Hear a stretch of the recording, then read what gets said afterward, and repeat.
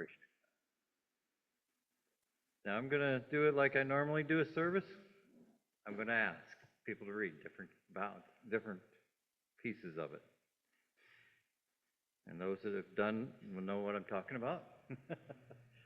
And so we will start with, okay, Regina, let you do 1 through 4. Nehemiah 1 through 4. Just before you start, remember Nehemiah is actually a very big character in the Bible, because Nehemiah is a very big character in the Bible. He actually points to what Christ was going to be doing.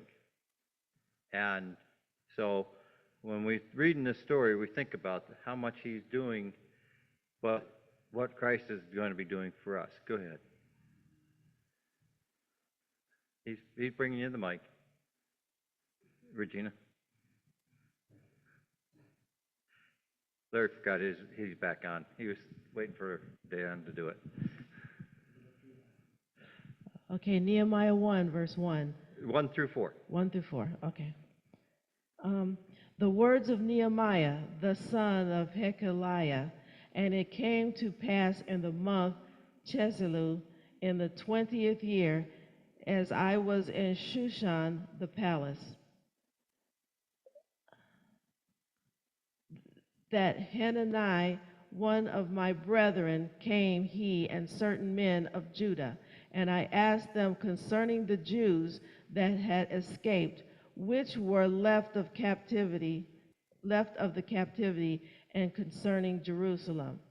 And they said unto me, the remnant that are left of the captivity there in the province are in great affliction and reproach. The wall of Jerusalem is also broken down, and the gates thereof are burned with fire. And it came to pass, when I heard these words, that I sat down and wept and mourned certain days and fasted and prayed before the God of heaven. So, when he received the bad news, what was his first response? It was to take and fast and pray. He knew he couldn't do anything without God's help. And without God's help, we can't do anything. So that is when we read this story, we're looking at where he started out at, once he learned what Jerusalem, because Jerusalem had been burned when Nebuchadnezzar went in there and destroyed it. Nebuchadnezzar destroyed Jerusalem, and that's why it was such a bad shape and burned to the ground, because they rebelled against them. And so all the gates were burned. Now, when you burn a city, which will be coming in later as we talk about this, they burned it. So the stones were damaged and broken up by the fires. And that we'll be talking about when he's building the wall. But he knows what kind of damage would be done. Okay. Anna, would you take and read 8 through 9 of Nehemiah 1, 4 through 9, I mean to say.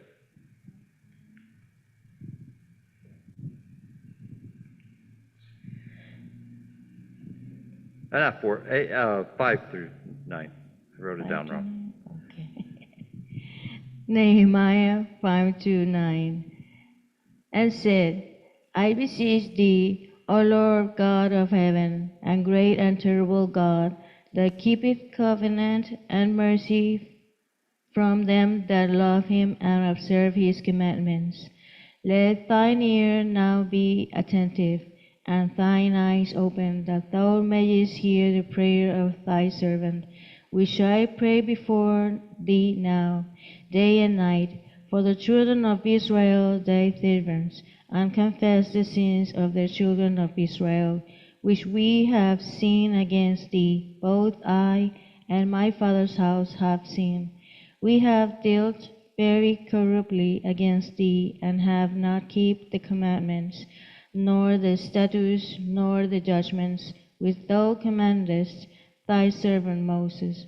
Remember, I beseech thee, the word that thou commandest thy servant Moses, saying, If ye transgress, I will scatter you abroad among the nations.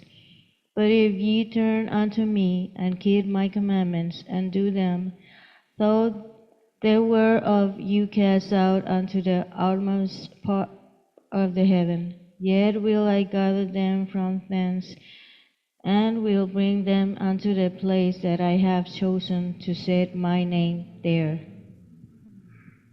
Oh, what is Nehemiah doing here? Nehemiah now is claiming the promises of God.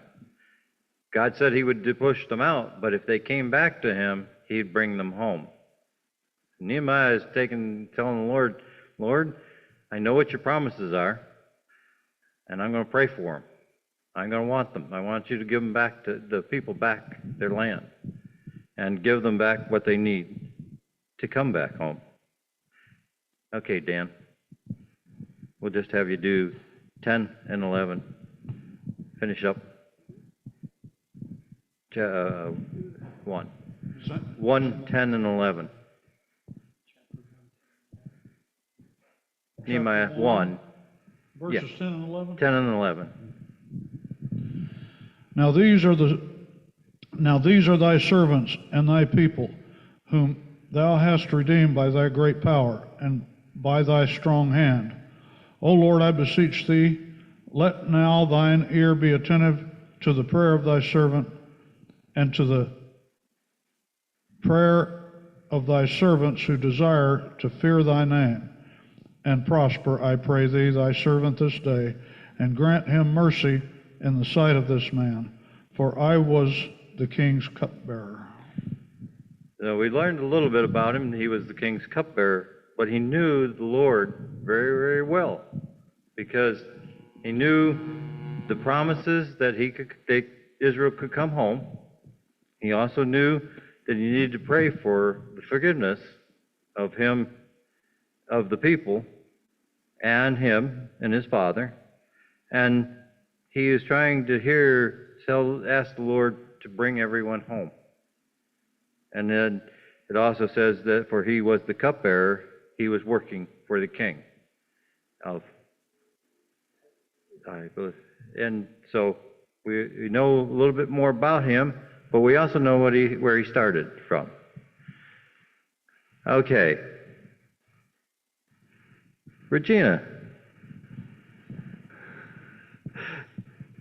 Nehemiah 2, 1 through 6.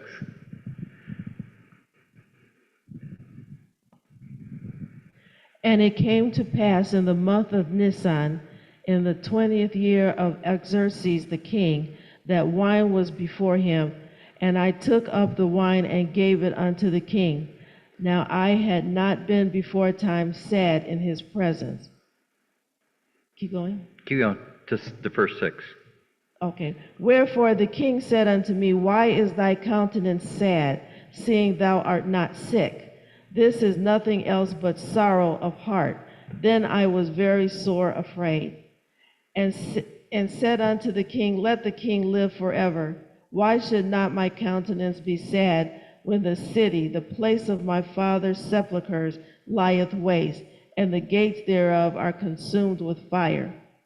Then the king said unto me, For what dost thou make request? So I prayed to the God of heaven. And I said unto the king, If it please the king, and if thy servant have found favor in thy sight, that thou wouldest send me unto Judah, unto the city of my father's sepulchres, that I may build it. And the king said unto me, the queen also sitting by him, For how long shall thy journey be, and when wilt thou return? So it pleased the king to send me, and I set him a time. Moreover, I said unto the king, If it please the king, let letters be given me to the governors beyond the river, that they may convey me over till I come to Judah, into Judah. So that's good to stop right there. Okay. But if you look at that now, Nehemiah was taking really a big chance, because if he went in front of the king with a sad face, the king could have had him executed for that. So by doing this, he was really dependent on God to do something, because he was feeling bad for the people, and he was sorrowful for what they had done to God. And if the king had not accepted him, but he must have been a pretty loyal employee for the king to realize what was wrong, that it was not sickness, it was that he was in sorrows over a heavy issue. Because at that time they might have taken it and said, he's going to kill me. That's why he's looking a little strange, and had him taken care of and himself killed. So when you think about it, Nehemiah was taking a thing, but what did he do in front of the king before he answered the king? He prayed. He prayed to the God of heaven, so he'd have the right words. And then he talked to them again, and they said yes to allowing him to go. He's a servant, and they also allowed him to, they gave him letters to go with. Letters to go with meant that he'd have free travel. Nobody could stop him. And so he was getting ready to go and do a job for the Lord, because he'd been impressed by that. When we were reading this, he'd been impressed to do something for them. So Nehemiah was taking some chances here. Everybody thinks that's all nice and easy, but it's not. Go in front of your boss once. Ask for a raise or something else, or a day off that you need. Not always the easiest thing to ask for. But in that, Nehemiah, it was a life and death thing too. So, okay, Destiny, would you like to read some? From where you stopped to 11. 8 to 11.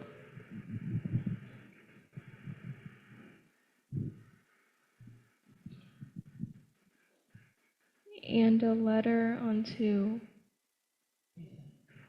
Esau, the keeper of the king's forest, that he may give me timber to make beams for the great gates of the palace, which appertain to the house, and for the wall of the city, and for the house that I shall enter into. And the king granted me according to the good hand of my God upon me. Then I came to the governors beyond the river, and gave them the king's letters. Now the king had sent captains of the army and horsemen with me. When Sanballat, the Close enough for me. Horonite, and Tobiah, the servant, the Ammonite, heard of it, it grieved them exceedingly, that there was come a man to seek the welfare of the children of Israel. So I came to Jerusalem and was there 3 days. Okay. So he made it with the king's guard. He must have been a very valuable person in the king's loyalty, because he not only gave him the letters to go, he actually sent an armed guards with him to go through. Well, not only to make sure he came back, but to make sure he got there safe. Because these people that didn't like the Jews, in which we were reading there, that they didn't really like them. But he protected him, so the king was actually very gracious to him, because he gave him what? He gave him the wood for the walls, and he gave him free passage. That's a pretty valuable gift to just an employee. And so the Lord blessed him for his works. Okay. David, would you like to do 12 through 16?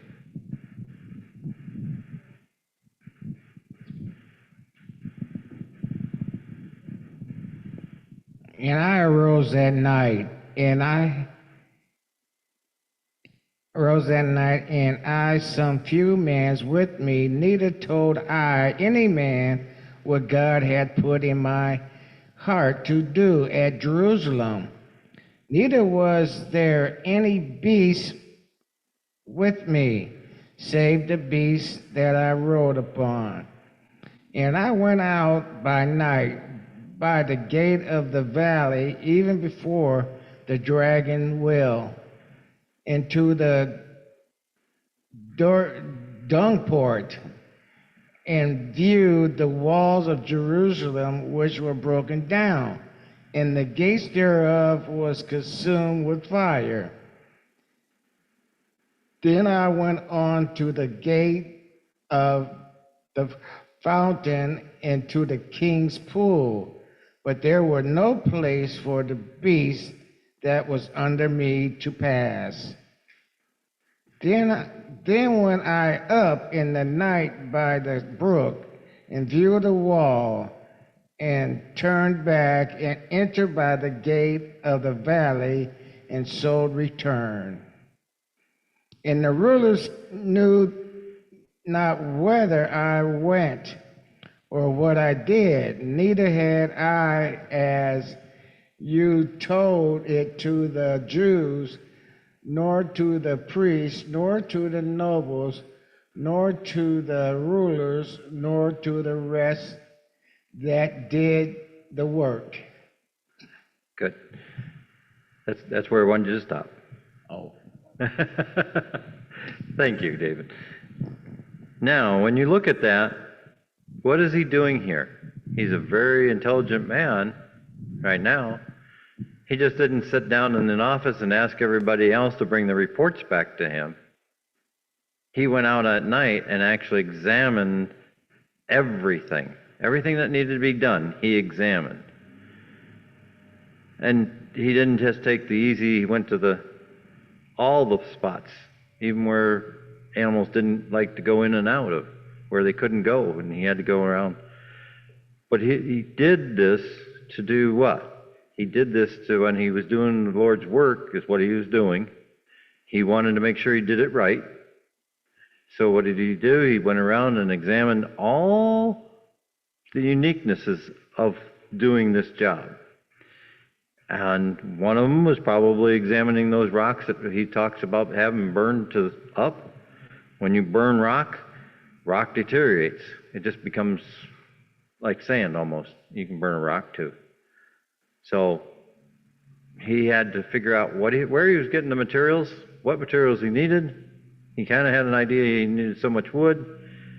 And so he was doing the pre-work before anybody could really start to build anything when he's doing this. He was mapping out his way of going and getting things done. Larry, you want to take one? Oh, okay. I'll go back to Anna then. And 17 through 20 on finishing up number 2.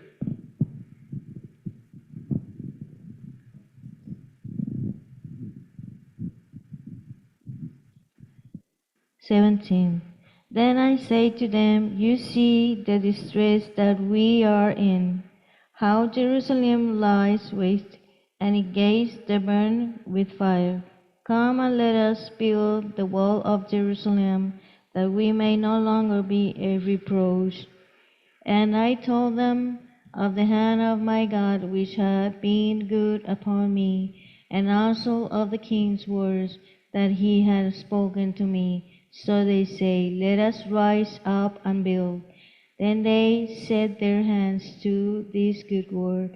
But when Sanballat the Horonite, Tobiah an Ammonite official, and Geshem an Arab hear of it, they laugh at us and despise us, and say, what is this thing that you are doing? Will you rebel against the king? So I answer them and say to them, the God of heaven himself will prosper us. Therefore we his servants will arise and build. But you have no heritage or right or memorial in Jerusalem. So now he's given an idea of what's going to be taking place. They want to rebuild. The enemies around them didn't want them to rebuild because they were jealous of the Israelite area. And they wanted those walls to stay down because they were a defeated people and they had no hope. And then when he came and they were ready to start rebuilding, they really wanted to mock him. That's what they were doing there, was mocking him out and trying to discourage them from ever starting. There's two hard spots in building. One is just before you get started, and one is in the middle of it, when you're almost about halfway or better done. Those are the two hard spots where a lot of places will stop working on something. But if you get over those two humps, the job will be completed. So these men and people around them were trying to defeat them before they even got started with their words. But Nehemiah knew that he was doing God's will, so he wanted to get people riled up to do it. That's why he told them about the king's words to go ahead and do it. And that way the ones around them would also know that they had permission to do it. But they were trying to say that they were going to rebel once they got done with it. And that was not what he wanted. Now, the rebuilding of the wall is interesting. If we look at 3, just glancing at it, it tells of each family in there they rebuilt the walls around them in front of their houses in certain areas. So he didn't put all the men in one area to work, he put them all the way around the city, which is a very smart way to do it because of the fact is it got evenly done and the repairs were made evenly going up. And it tells on who did what, and I will save everybody the hard thing of pronouncing all those names.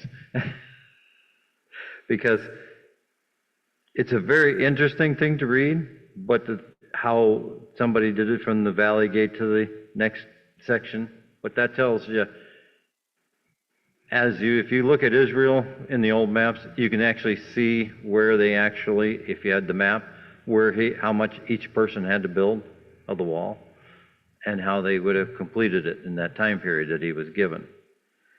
So it's an interesting book, but without going through all those names, I just thought that part I would let you not have to go through. But he did. He really loved his job because of the fact is, as he looked at that night that he went around, he knew he couldn't get everybody to do it and just work one and make it like a circle around the town. It had to be separate. And he knew that the people would work hard to get it done by their own places. So, and that's why I think 3 is interesting, but it's got a lot of hard names in it. So, okay. Dan. We should just give you that other speaker, that other. Okay. 4, 1 through 7. But it came to pass that when Sanballat heard that we builded the wall, he was wroth, and took great indignation, and mocked the Jews. And he spake before his brethren, the army of Samaria, and said, What do these feeble Jews? Will they fortify themselves? Will they sacrifice? Will they make an end in a day? Will they revive the stones out of the heaps of the rubbish which are burned? Now Tobiah the Ammonite was by him, and he said, Even that which they build, if a fox go up, he shall even break down their stone wall. Hear, O our God, for we are despised, and turn their reproach upon their own head, and give them for a prey in the land of the captivity. How far did you say to read? 7. Till 7? Yeah. And cover not their iniquity, and let not their sin be blotted out from before thee. For they have provoked thee to anger before the builders. So built we the wall, and all the wall was joined together unto the half thereof, for the people had a mind to work. But it came to pass that when Sanballat and Tobiah and the Arabians and the Ammonites and the Ashdodites heard that the walls of Jerusalem were made up, and that the breaches began to be stopped, then they were very wroth. So now the enemies are turning a little more violent. They're really out there mocking him again. That's what it's telling you. They're mocking him and they're threatening him. And so he's starting to get into depth. They're trying to use again to stop him from building, because they actually have told what they're afraid of. They're going to sacrifice to their God, and they knew God was much more powerful than theirs, because theirs was only stones, and they knew the living God was a lot more powerful, because they knew all the stories of Israel. They knew if they got it back together and got in God's good graces, who was going to be in charge again in that area? That the Lord would be. And so they wanted to stop that building and stop it from happening. Okay. David, would you read Nehemiah 4, 8 through 15?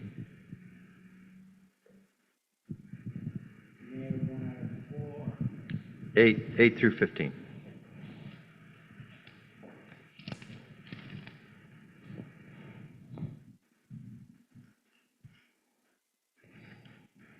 And conspire all of them together to come and to fight against Jerusalem and to hinder it. Nevertheless, we made our prayers unto our God, and sent a watch against them day and night because of them. And Judah said, the strength of the bearers of burdens is decayed, and there is much rubbish, so that we are not able to build the wall. And our adversary said, they shall not know, neither see, till we come in the midst among them, and slay them, and cause the work to cease.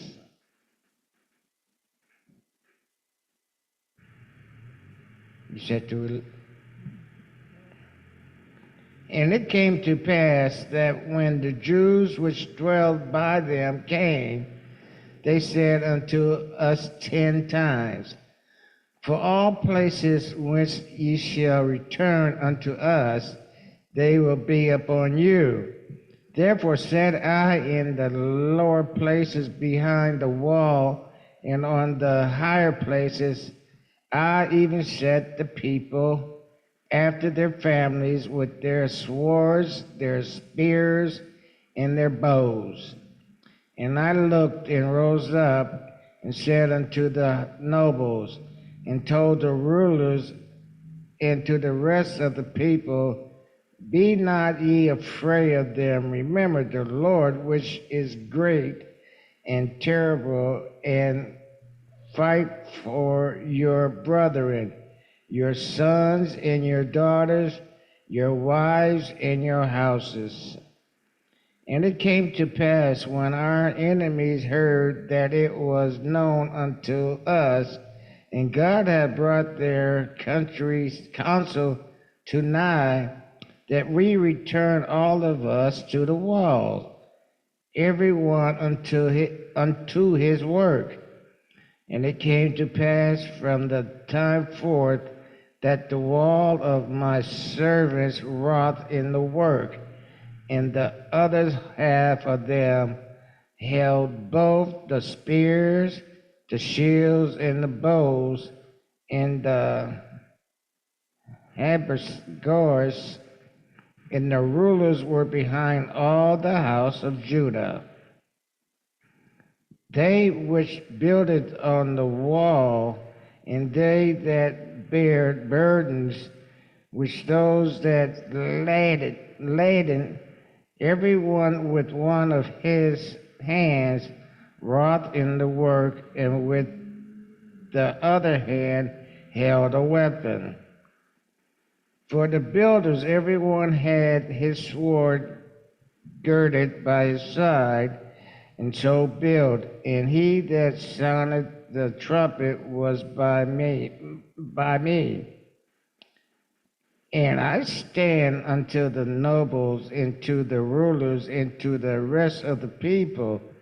The work is great and large, and we are separate upon the wall, one far from another. So, It go ahead. I'm sorry. It was placed, therefore ye heard the sound of the trumpet. Resort ye thither unto us, our God shall fight for us.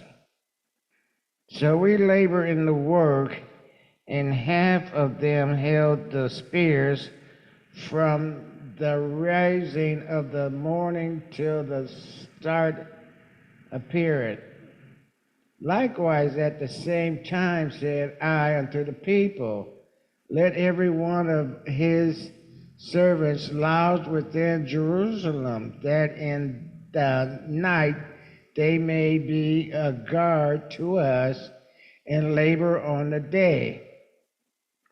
So neither I, nor the brethren, nor my servants, nor the man of the guard which follow me, none of us put off our clothes, saving that every one put them off for washing. So now we look here, we see that Nehemiah suddenly had problems because the enemy was coming.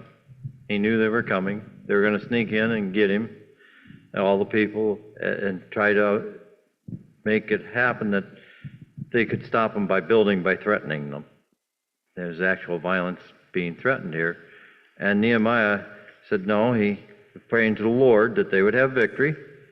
And you have to remember, he did a very defensive move by allowing the builders to have their sword on, and other people had their bows and the spears, which then the enemies didn't want to go and have a battle because they would have to answer to the king.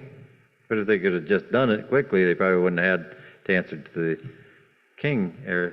So as you look at this, the Lord gave him the wisdom to be prepared, so that when he was prepared, the enemy didn't want to attack. And that move was very, very smart, because once they looked at that, they go like, yeah, this is not what we want to do. This is not what God, or what they wanted to do against God, because they knew the God of Israel was a mighty God, because they'd heard stories from the past, I'm sure. So he was being a very wise and intelligent man. He was leading his people to get the wall done and do it correctly.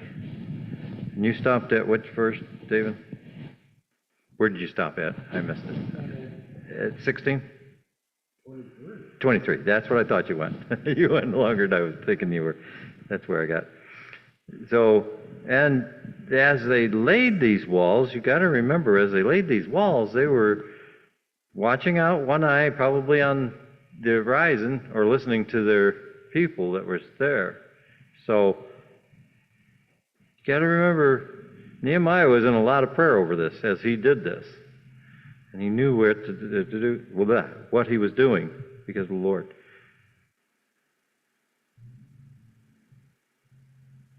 Okay.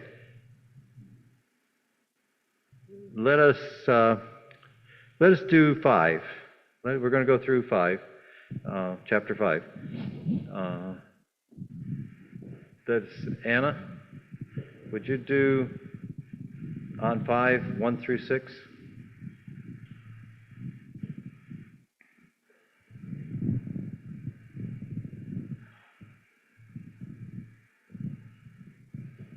Nehemiah 5:1-6. And there was a great outrage of the people and their wives against their Jewish brethren. For there were those who said, We are sons, and our daughters are many. Therefore let us get grain, that we may eat and live. There were also some who said, We have mortgages and lands and vineyards and houses, that we might buy grain because of the famine. There were also those who said, We have borrowed money for the king's tax on our lands and vineyards. Yet now our flesh is as the flesh of our brethren, our children as their children, and indeed we are forcing our sons and our daughters to be slaves, and some of our daughters have been brought into slavery. It is not in our power to redeem them, for their men have our lands and vineyards. And I became very angry, and I hear their outcry and these words. So, not only did they have the enemy taking advantage at this time, they had their own leaders taking advantage of them, because they were taking the monies that these people needed to eat and work with was being taken away from them, because they needed money, so they had to sell their children and which is their future, and they're into slavery, and also they had to sell their lands to get money to eat off of. So there was nothing left for these people. And when they came to Nehemiah, he was very upset over this, because that's not what it was supposed to be.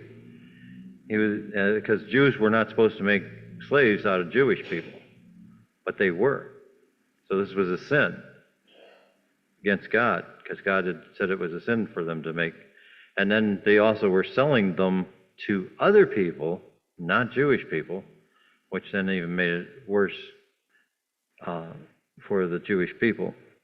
And also, in God's eyes, it was worse, because they weren't supposed to ever, if they did make them slaves, they weren't allowed to sell them to anybody outside the Jewish community. So this was just all wrong and in many ways.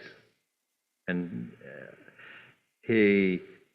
that's why he was so upset over it, because they were just falling back into the same traps that they had set, that they got in trouble with the Lord over to begin with. Some of the same traps. Okay, Regina, would you do 6 through 13 on 5? And I was very angry when I heard their cry and these words. Then I consulted with myself, and I rebuked the nobles and the rulers, and said unto them, Ye exact usury, every one of his brother. And I set a great assembly against them. And I said unto them, We, after our ability, have redeemed our brethren the Jews, which are sold unto the heathen, and will ye even sell your brethren? Or shall they be sold unto us? Then held they their peace, and found nothing to answer. Also I said, It is not good that ye do. Ought ye not to walk in the fear of our God because of the reproach of the heathen, our enemies? I likewise and my brethren and my servants might exact of them money and corn. I pray you, let us leave off this usury. Restore, I pray you, to them even this day their lands, their vineyards, their olive yards, and their houses, also the 100th part of the money, and the corn, the wine, and the oil, that ye exact of them. Then said they, We will restore them, and will require nothing of them, so we will do as thou sayest. Then I called the priest, and took an oath of them, that they should do according to this promise. You want me to read 13? Yeah, go ahead. Okay. Also I shook my lap, and said, So God shake out every man from his house and from his labor that performeth not this promise. Even thus be he shaken out and emptied. And all the congregation said, Amen. and praised the Lord, and the people did according to this promise. So when he heard this, he remedied the situation so that everybody was going to be much better used. He told them that they had to quit taking usury, which was probably heavy interest on the loans, as well as taking their lands. And the Jews never actually sold land like we do. They sold land for in between the 70 years. They were every 70 years it had to come back to the original family, unless there was deaths and things that they had to divide it up. But they actually normally came back to the year of the Jubilee. And so that's why he was so upset, is because they were stealing the land permanently and not giving these people, and also making slaves out of them. And he knew that that wasn't pleasing to God. So he was trying to get them to live up to their God's original plan that Moses put out there. And Dan, would you finish up the number 5? The rest of that chapter.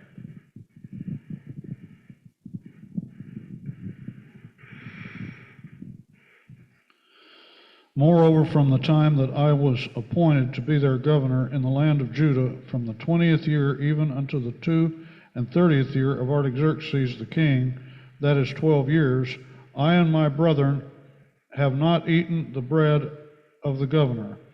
But the former governors that had been before me were chargeable unto the people, and had taken of them bread and wine, besides 40 shekels of silver, yea, even their servants bare rule over the people. But so did not I, because of the fear of God. Yea, also I continued in the work of this wall, neither bought we any land, and all my servants were gathered thither unto the work. Moreover, there were at my table 150 of the Jews and rulers, besides those that came unto us from among the heathen that are about us. Now that which was prepared for me daily was 1 ox and 6 choice sheep. Also fowls were prepared for me, and once in 10 days store of all sorts of wine. Yet for all this required not I the bread of the governor, because the bondage was heavy upon this people. Think upon me, my God, for good, according to all that I have done for this people. Think about that. He wasn't taking money. He was just taking a little portion of what could have been taken to survive. He paid for it, and he loved his people so much that he gave a lot of it back to them to make them survive so that the work could get done that needed to be done. So he was taking care of them, just like the Lord will take care of us in heaven. When you think about that, he was taking totally care of them. They had work to do, but they were being totally cared for like he does for us. I thought that was a really interesting thing that he did that to show his love for his people, and not just, okay, I'll just take everything you got and run with it. He actually just cared so much about him that he would do that much to give a lot of it back. Didn't take, because he could have easily demanded the amount for the one being in charge of everything, and he didn't. Well, time is getting away from us, so I thought that would be a good place to stop, and I'll finish it up another day. And thank you for everybody for reading, because that helps to make it go along. But like I say, Nehemiah is an interesting character, because he is one of the ones, actually, when I was reading in the front of the book here, it says it's another one of these people that points to Christ. He's like a Christ, because of the way he came in and dealt with everything. So that's why I chose him. So kind of goes along with our quarterly this year.